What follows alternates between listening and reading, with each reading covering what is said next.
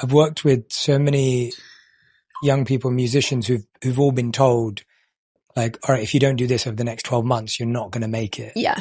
Or like, if you don't do this right now, if you don't say yes to this song or this movie, it's like, you might as well wave it goodbye. You're never going to get the Oscar or the whatever it may be, or the Grammy or whatever it is.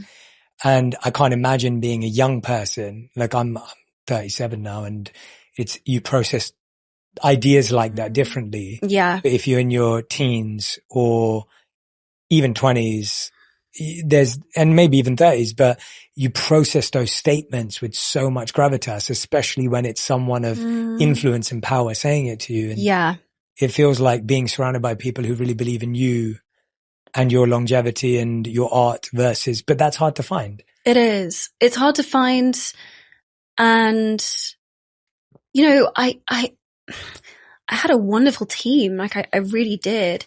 I think it's just like understanding that no one at the end of the day is going to be in the room. Like when you're actually doing the thing, you have to carry that moment and you have to carry that pressure. Also, making films, the hours on them are so demanding that to have your own life alongside that, to have that balance is almost impossible. It's so all or nothing. It's so all encompassing, especially if you're in a lead role. You kind of go through these, you know, working 6 days a week, 14 to 16 hour days. And then you're just kind of dropped off at the end of it. And maybe you'll have a 2 or 3 month gap. And then there's just kind of like nothing. And so you're like riding this like incredible peak of like adrenaline and cortisol. And then you just get like dropped off the edge. And then you're like, okay, wait, now I have to be a functioning human again. And I have to like figure out how to be a person in the real world. And I think some of those extremes then force an actor to either decide, well, I'm going to back it. So I'm going to basically go from one movie to the next, and that's going to be my full life. Or you have to navigate these huge impacts on your nervous system that you need a system and a support system to help you navigate. And I think it's why addiction and mental illness in my profession and in a lot of high stress, high profile professions is so commonplace, because you're trying to balance out these enormous chemical ups and downs. Yeah. Talk to people about why, because I think from the outside, when someone sees a red carpet, or when someone sees an event, it looks really glamorous. Like until I ever attended anything, and you know, I always looked at it as like, oh my gosh, it's so glamorous, and everyone's there, and everyone must be friends, and everyone must know each other because they all, you know. But then you're not saying that, and neither is. And anytime I've ever been on a red carpet, everyone's anxious and everyone's nervous, and that's the real experience. And people are almost waiting to leave. And some people do the red carpet and leave immediately. But what's going on there? Like, walk us through, like, I mean, for people who may not.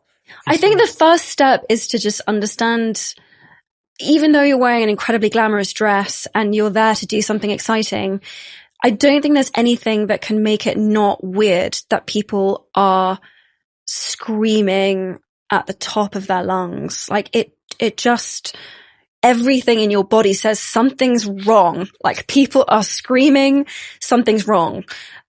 But then you have to try to pretend as though this is all normal and you're unfazed. So you have like two things going on. One, you're like navigating this like sensory overload that's like telling you, oh my God, something is really wrong. Telling you how to pose, telling you where to look, telling you. Yeah. So you're trying to navigate, okay, something feels wrong, but I need to also simultaneously make it seem as though I am the most graceful and the most calm I've ever been in my whole life. And I need to like pose for this person, and there's 50 different cameras, and I need to make sure that I look perfectly into each and every one. And I probably will have had 4 different notes from the stylist about how I'm supposed to stand and what I need to do for the dress. And then I've got like 25 different talking points from the movie of like what I need to get across and also avoid saying or talking about. And so you're like, you need to be thinking about that. And the juggle's crazy. And then I think everyone is in this like kind of jumped up state. And so like trying to have a normal conversation with anyone is basically impossible because you feel like an insane person. And so these are not environments in which you like have a nice chat with someone, really. I mean, maybe if you're really lucky and you've worked with someone for a long time and you've established some trust. But I think that was the other thing that was like really difficult about movies and what like I kind of laugh at. Well, not in a mean way, but like, you know, you always get asked when you're like promoting these big films, like, so do you guys hang out on set? And like, do you guys hang out? And like, are you all friends? And everyone sort of like nods enthusiastically. But the truth is no one has seen each other outside of work. Like very, very, very rarely. Mostly because the schedule is insane. Everyone's so tired that when they get any time off, you're going straight back to your hotel room to try to like claw in any piece of rest that you possibly can. And like, I don't know, like friendships require time and trust and presence, and those things like very rarely come about. They can, and they like do occasionally, but it's more of a, you know, solar eclipse than than an everyday situation. So yeah, but you have to pretend. I think that's the part that starts to feel icky after a while, is like you have to pretend that you're all best friends. And what's so sad, and I know this isn't just the case for me, but like, I think people wish they were. Yeah. I think we wish we did have those real connections and we did have that real support. And so having to pretend that something exists that you actually really want, but don't have is like, it's like that's it. Pretty grainy in the wound, you know? It's like, it's pretty like tough pill to swallow to have to act out something that you wish were real, but isn't real. Yeah. And I think that's the part that starts to kind of, yeah, I can only speak for myself, but those are definitely the moments where I've been like, this feels dark. Like, is anyone else like, this feels dark. Yeah. Yeah.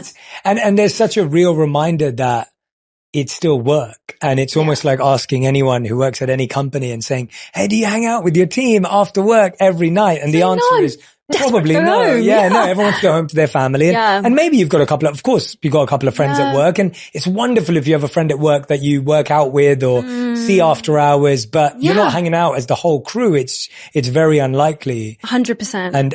And it is that reality check of no, but this is also just work. Yeah. And their character stories are not their personal stories.